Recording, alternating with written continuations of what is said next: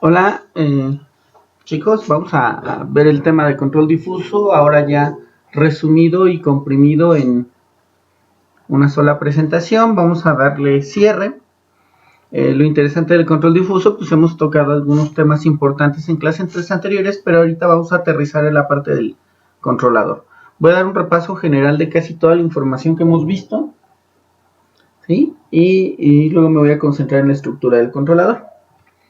Entonces, hablábamos que el comportamiento humano es difícil de imitar.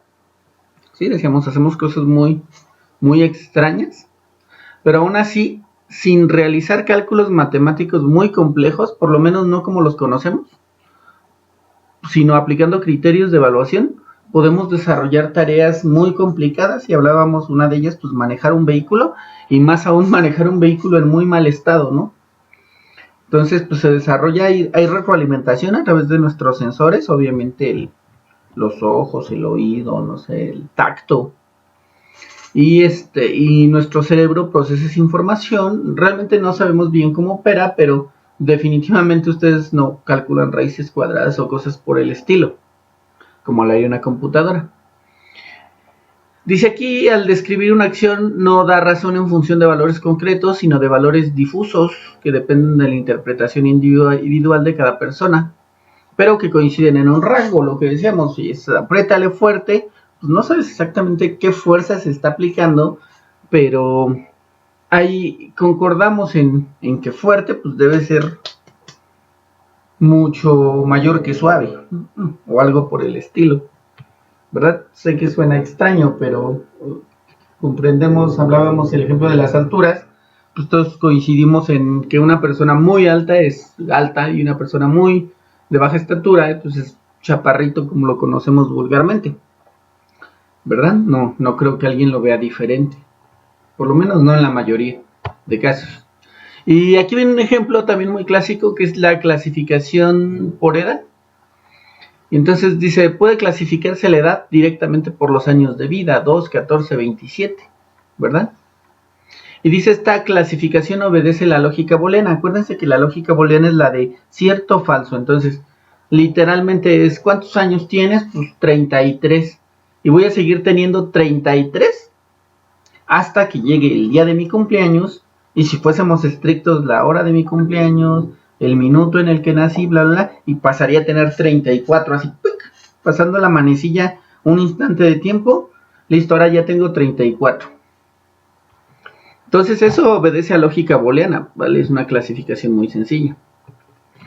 Pero, por ejemplo, podemos utilizar una clasificación, dice aquí, en cuestión de estados psicológicos y fisiológicos, como por ejemplo bebé, niño, puberto, adolescente, adulto, tercera edad, e incluso hay unos rangos intermedios que no incluí, ¿verdad? Pero entonces aquí sí vamos a tener un poquito de diferencia en nuestras opiniones respecto a bebé, niño, puberto, adolescente. Y entonces, vamos a ver. La clasificación booleana, por ejemplo, diría esto. De 15 a 20 años, eres adolescente. Y de 20 a 27, eres un adulto, ¿verdad? Y vean, aquí en este rango dice qué tan adolescente, qué tan adulto, 100%. Y esto indicaría que una vez que pasas de los 14 a los 15 años, ¡pum!, adolescente de la nada, y dejas de hacer cosas que haría un niño.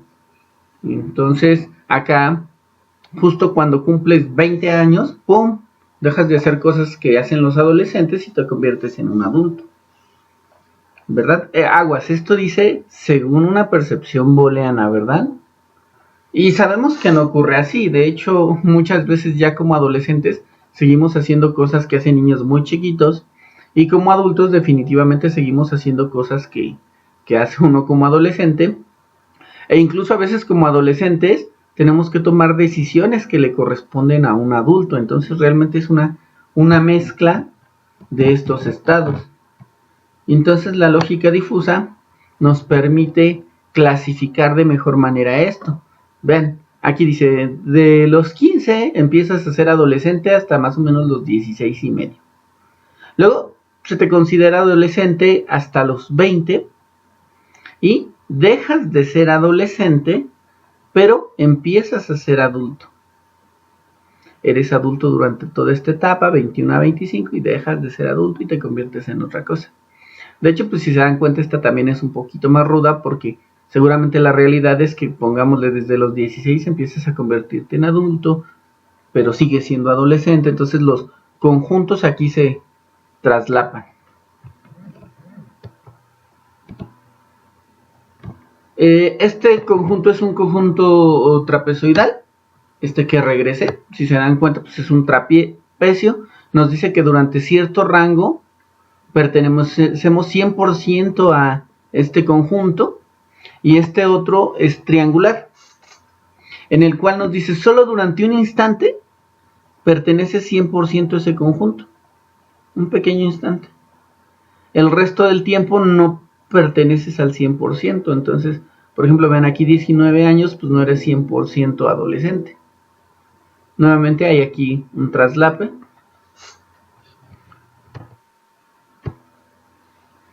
Y vean, por ejemplo, este me encanta, lo hice yo, y dice, ¿eres adolescente? Empiezas a los 15, más o menos a los 18 eres un mega adolescente, y luego vean cómo empiezas a dejar de ser adolescente, pero al mismo tiempo empiezas a ser adulto.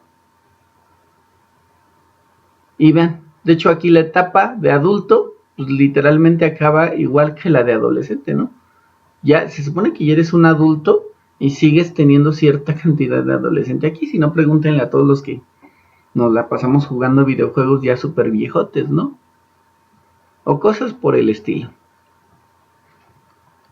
Y esto es una clasificación difusa, entonces nos permite pertenecer a 2 o 3 conjuntos al mismo tiempo, a diferencia de la clasificación booleana, que es o eres o no eres. Una función de pertenencia, dice aquí, para un conjunto difuso F, se puede definir un intervalo de discurso U caracterizado por una función de pertenencia que toma valores en el intervalo 1, 0 y se denota por la siguiente ecuación. Mu de F es tal que U toma un valor entre el rango de 0 a 1. El valor asignado por mu de F corresponde al grado en el cual el valor de U tiene el atributo de F. En otras palabras, indica el grado de pertenencia de U al atributo F. Espérenme tantito.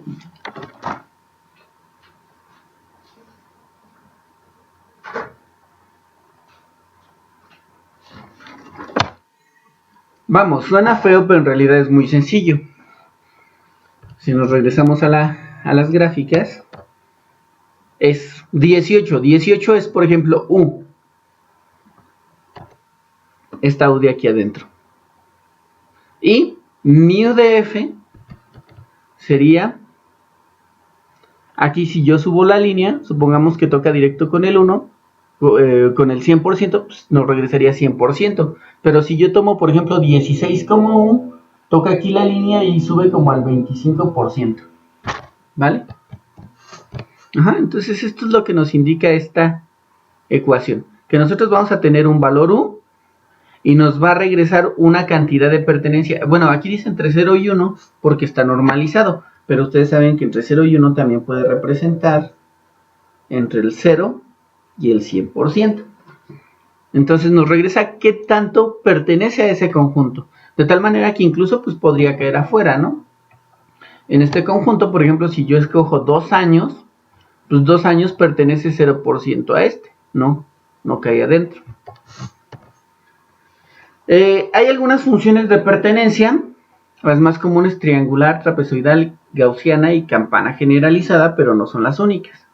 Vean, por ejemplo, aquí, para el de triángulo, nos dice que la pertenencia a la función triángulo, que es función de x, a, b y c, x es el valor que queremos identificar, a, b y c nos permiten describir geométricamente el triángulo, es 0 si x es menor o igual que a, o si x es mayor o igual que c, los extremos, si está hacia acá o si está hacia acá. Y luego toma el valor de la pendiente positiva si x está entre a y b, entre el inicio y el centro. Y toma el valor de una recta con pendiente negativa si x está entre B y C. Bueno, aquí dice nada más si X es menor que C, pero eso es considerando que ya se evaluó esto. Si esto no se ha evaluado, pues entonces tendría que cumplirse esta condición, ¿verdad? Pero bueno, aquí quizá debería especificar si está entre B y C. Y para eso, pues también hay una definición para las otras, ¿no? Hablamos, por ejemplo, de la trapezoidal, igual son dos líneas, luego el 100% en un rango y luego otra línea con pendiente de bajada. Gaussiana y campana generalizada, pues también tienen sus ecuaciones correspondientes del desplazamiento. Dice aquí que la lógica difusa es considerada una generalización de la teoría general de conjuntos, que permite que elementos de un universo tengan grados intermedios de pertenencia a un conjunto por medio de una función característica. Con esta idea se modifica el concepto de bivalencia de la lógica booleana de ceros y unos, sí o no, verdadero o falso. Esto permite interpretar utilizando matices de gris en aplicaciones que tradicionalmente se plantearían en blanco y negro. O sea, usualmente en blanco y negro o eres blanco o eres negro. Y ahorita decimos, pues estás medio grisoso, medio clarito, medio bla, bla, bla. Y por eso pues dice que es difuso. Y vienen algunos ejemplos. Manejar un automóvil, llenar un vaso con refresco y el control de un péndulo invertido con una escoba. Entonces, los que ya han tomado la clase saben que hacemos ahí el ejemplo, pero pues entonces les dejamos aquí como tarea jugar un rato con la escoba y tratar de balancearla. Y mejor aún, si tienen algún hermanito chiquito, pues enseñarle a hacerlo y explicarle cómo hacerlo. Entonces se van a encontrar con que no le van a decir, cuando la escoba esté a 2 grados inclinada respecto a la vertical, no, claro que no, le vas a decir, si sientes que se te va cayendo, jala, empuja, bla, bla, bla. Dice aquí, la descripción de los comandos se realiza mediante variables lingüísticas tales como suave, fuerte, rápido, lento, mucho, poquito. Y hablábamos del auto, si el auto está a punto de apagarse, acelera lentamente. ¿Pero qué es a punto? Pues cuando está vibrando. Si han escuchado el chiste de la India Yuridia, te dice, escúchalo, el auto te lo está pidiendo, ¿verdad? O algo así. Y al servir un refresco, si la espuma sube rápidamente, pues sirve el refresco más lento, e incluso aquí me faltó agregar, e inclina un poco el vaso. Que ahí sí le podríamos poner un número, inclina más o menos 35 grados el vaso. Pero estoy seguro que ninguno de ustedes haga su transportador para medir 35 grados y luego servir el refresco. Lo vas inclinando y conforme la espuma va disminuyendo, pues ya lo vas enderezando. Ahora, el control difuso se coloca, tal y como decíamos, como cualquier otro controlador. Tenemos una referencia, una planta con su actuador, que nos genera una salida, un sensor para retroalimentar. Y el error la diferencia entre la referencia y la retroalimentación es lo que genera el error, que es lo que alimentamos al controlador. El controlador nos genera una señal de control, que es aplicada sobre el actuador y es proyectada sobre la planta. Un controlador difuso tiene este esquema, a diferencia del PID discreto, que si recuerdan es una simple ecuación en diferencias con una etapa de acondicionamiento de señal y los corrimientos, pero pues realmente es una cosa mínima. Este consta de 4 etapas: fusificador, máquina de inferencias, base de reglas y defusificador. ¿Sí? Tenemos que diseñar todo esto. Lo primero es fusificar la señal de error en función de variables lingüísticas. Ahorita vemos vemos cómo se haría esto. Luego proyectar el resultado del fusificador sobre la máquina de inferencias, que lo que hace es consultar una base de reglas para obtener una acción por realizar. Esta acción es enviada al defusificador para convertir esa acción difusa en una señal de control. Aquí viene qué hace cada cosa. Elementos de un controlador difuso. El fusificador es una interfaz que transforma la información de entrada al controlador en información lingüística que puede ser interpretada por la base de reglas y la máquina de inferencias. La máquina de inferencias simula el proceso de toma de decisiones del experto, tomando en cuenta la base de reglas y el conocimiento difuso del proceso. La base de reglas contiene el conocimiento experto resumido en un conjunto de reglas de tipo si ocurre esto, entonces haz esto. Por cierto, hay una herramienta en MATLAB de control difuso que nos permite describir el proceso directamente con este tipo de sentencias. Y el defusificador, esta interfaz convierte las conclusiones de la máquina de inferencia en acciones de control. Y entonces, el esquema básico del fusificador utiliza la señal de error y el cambio del error, la derivada. Entonces ya habíamos hablado de una gráfica de este tipo, ¿se acuerdan? Esta es la referencia, y esta es una salida, y esta es otra salida. Entonces ambas generan error, pero un error es positivo y otro es negativo. Ahora, acuérdense que estamos trabajando con el error. Si ustedes tienen una señal de error, pues entonces pueden tener un error positivo y un error negativo. En los extremos, lo más común es utilizar conjuntos de este tipo, semitrapezoidales. ¿Por qué? Imaginemos que esto fuera temperatura. Si tienes un error de más de 30 grados para determinado proceso, pues es que ya 30 grados es un montón. O sea, me da igual tener 30 que tener 60 que tener 90. Estoy muy lejos de donde quiero estar. Entonces, así, aquí hacia atrás sería de menos 30 hacia menos infinito. Y acá es de 30 hacia infinito positivo. ¿Sí? Son los bloques extremos. Acuérdense, estamos hablando del error. Ya dentro de un rango de error deseado, pues ya 20 a 0, de menos 10 a 10 y de 0 a 20. Aquí es más o menos, si se dan cuenta, aquí considero error 0, pero también negativo pequeño o positivo pequeño en cierto grado, un error en el rango de menos 10 a 10. Entonces, esta es parte de lo que hablábamos. Aquí se acepta cierta tolerancia de error. Y pues en parte está marcada por este conjunto. El conjunto 0, error 0. Y luego viene lo de la derivada. ¿Se acuerdan que hicimos un análisis así de qué tan rápido se está moviendo la señal? Muestra actual, muestra anterior.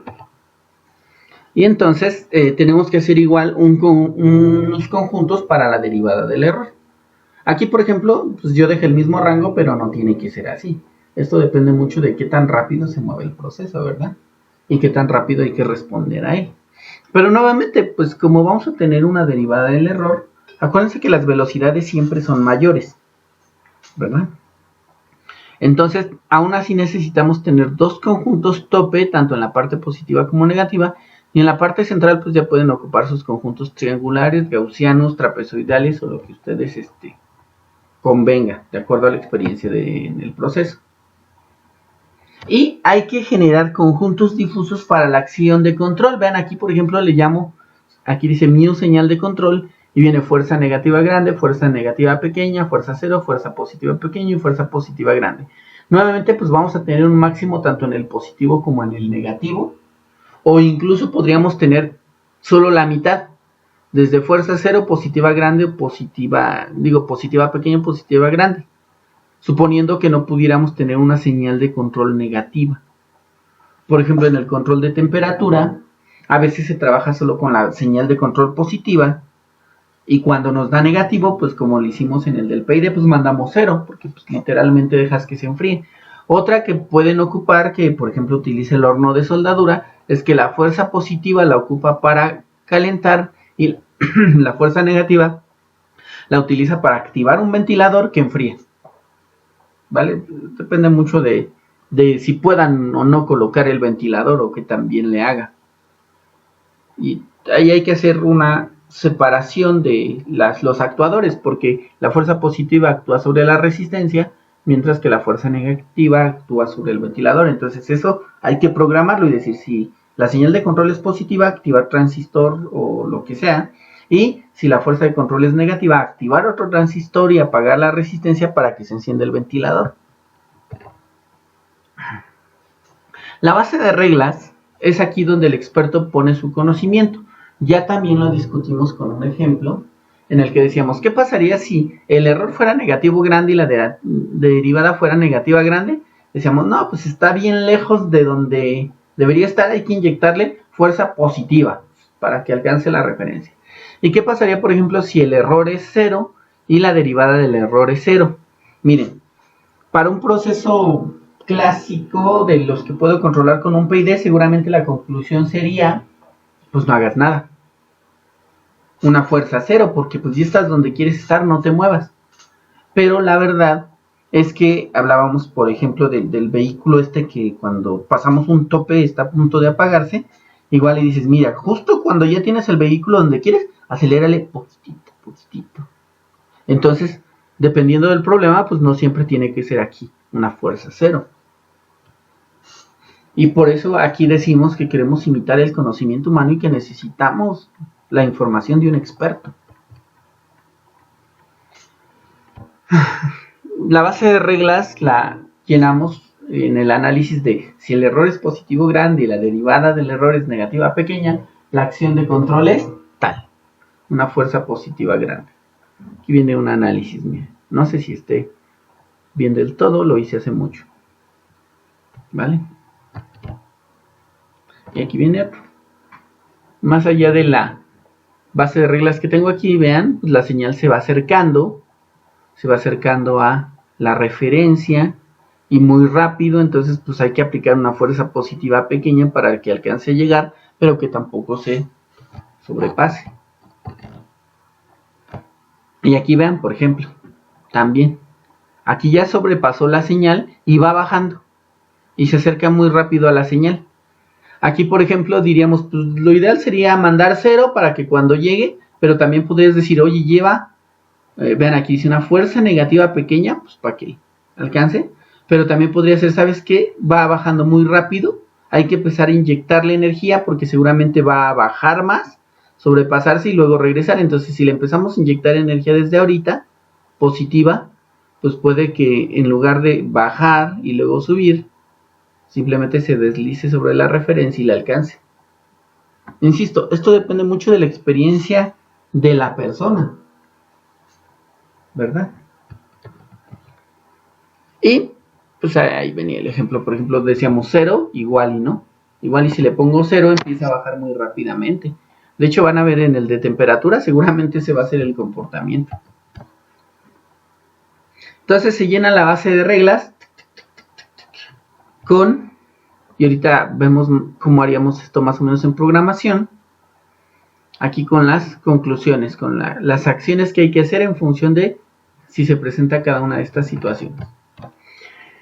Y luego la máquina de inferencias dice, en la etapa de inferencias el valor de la pertenencia de la acción de control en función de la pertenencia del error y la derivada del error que debe aplicarse en cada regla se calcula en base a dos criterios, el mínimo o el producto. Y con una imagen vamos a explicar qué es esto.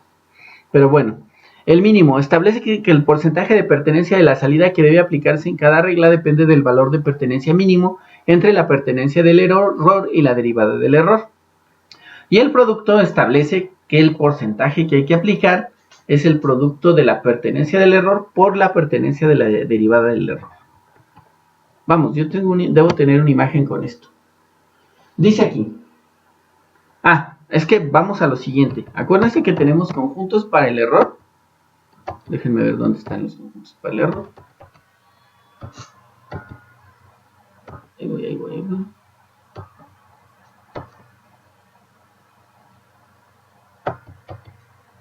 Esperen.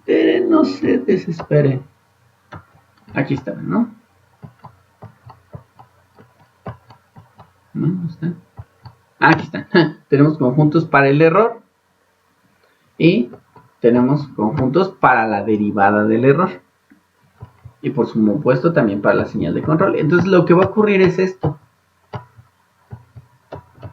Aquí ya lo tenemos. Por ejemplo, va a salir que pertenece aquí al 0 y en la derivada también al 0 y se va a activar 1. Pero tal y como dice arriba podrían activarse 1, 2 o 4. Entonces vean, por ejemplo aquí la derivada salió negativa pequeña pero activó En el error, el negativo grande y el negativo pequeño. Perdón, la derivada es negativa grande. Se activa estos dos. Y en este de acá, vean, se activan 4. Cayó en 0 y en positivo pequeño y en negativo pequeño y en 0. Y ahora, aquí en el conjunto 0 se activó con cierta pertenencia y en negativo pequeño también. ¿Cuál le pongo a este? Que es como el cruce de los dos. Aquí supongamos en 0 se activó con punto 5 y acá con punto 2. Entonces, ¿cuál pongo? Y dice, pues hay dos opciones. O pones el mínimo o pones el producto de los dos. Porque al final de cuentas debo tomar una decisión, ¿no? ¿A cuál le hago más caso? ¿Al de la derivada o al del error? ¿Vale? Entonces en determinado momento cualquiera de los dos podría ser el mínimo o el producto. El producto me parece adecuado porque incluye las dos decisiones.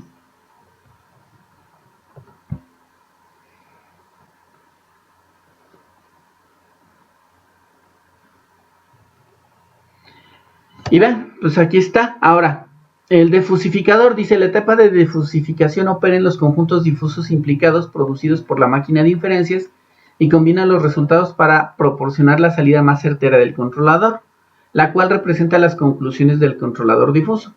Resulta que de una conclusión decía que había que activar fuerza negativa pequeña y de otra decía que había que aplicar fuerza cero. Y entonces, vean, lo pongo aquí como áreas. Este dice, aplica cierta cantidad de fuerza positiva negativa pequeña. Y esta de acá dice, activa cierta cantidad de fuerza cero. ¿Sí? Abajo la figura dice, varias reglas están activas durante el funcionamiento.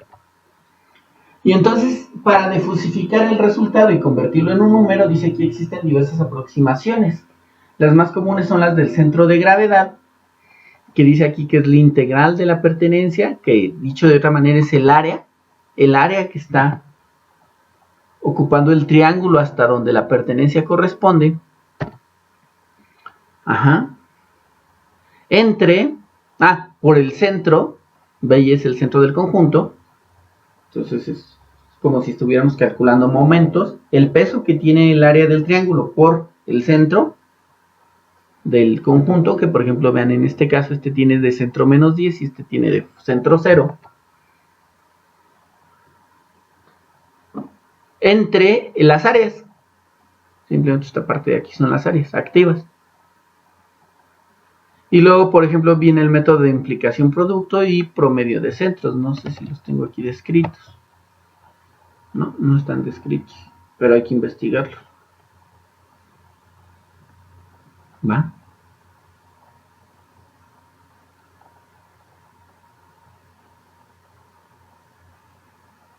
Y dice acá, ventajas del control difuso, pues uno aplica en procesos no lineales, no requiere del modelo matemático de la planta, se supone que es estable y de alguna manera tolerante al ruido, pero hay que tener cuidado. Ya vimos por allí en un libro que en realidad se ha extendido un análisis del control difuso para incluir criterios de estabilidad y puede trabajar con múltiples variables. Desventajas: entre mayor precisión se necesitan más conjuntos. De tal manera que decíamos, si tuviéramos una clasificación de 10 por 10 en la derivada y en el error, pues tendríamos una matriz de 100 elementos y hay que revisar uno por uno para ver qué conjuntos están activos. Un rediseño del mismo puede ser total. Ya vimos en el PID que pues es una ecuación en diferencias y dices, chin, me equivoqué, estas no eran las ganancias. Recalculas las ganancias y te vas a tu implementación, cambias los coeficientes y listo, lo pones a trabajar. Aquí no. Aquí si te equivocas en la sintonización, pues tienes que volver a rediseñar toda la base de reglas. E incluso podrías decir, ¿sabes qué? La máquina de inferencias que utilicé no tiene un buen desempeño, vamos a implementar otra. Que sí, también son cambios en programación, pero a lo que voy es que son cambios más grandes y más significativos. Y otro importante pues, es el mayor costo en carga computacional. Insisto, aquí ustedes como ingenieros tienen que aprender a distinguir qué herramienta es la más útil en velocidad de desarrollo, en recursos y por supuesto, pues porque son ingenieros, en costos. Entonces si dice, no, pues es que tenemos bien poco espacio, no tenemos dinero, el proceso es semilineal, pues ponle un PID y mételo en un PIC 16F887. El proceso es lento, lo puede hacer perfectamente. Si dices, no, pues es que es un robot que tiene que navegar autónomamente y bla, bla, bla, y ya, pues entonces ponle una Raspberry que de entrada cuesta 1500, ¿verdad? Y pues al ser una mini computadora, pues puede absorber el costo en carga computacional, básicamente. Pero entonces vamos a comparar el precio de un PIC de 80 pesos contra el de una Raspberry, pues va para que ustedes no sean de esos ingenieros que creen que una sola herramienta puede resolver todo, sino que tengan el criterio de que la herramienta adecuada en la tarea indicada siempre va a ser la mejor opción. Y bien, esto es en cuanto a la presentación. Ahora, ¿cómo se come? Es decir, si esto lo necesito programar, ¿cómo lo voy a programar? Bien, pues eso se los vamos a dejar para el siguiente video. Vamos a hacer una breve programación de un controlador difuso. Lo vamos a programar sobre Codeblox posiblemente para que lo descarguen. Pero básicamente va a quedar para copiar y pegar en el Arduino para que ustedes lo puedan acondicionar. Bien, si tienen alguna duda, pues pueden escribirme y con gusto la atiendo.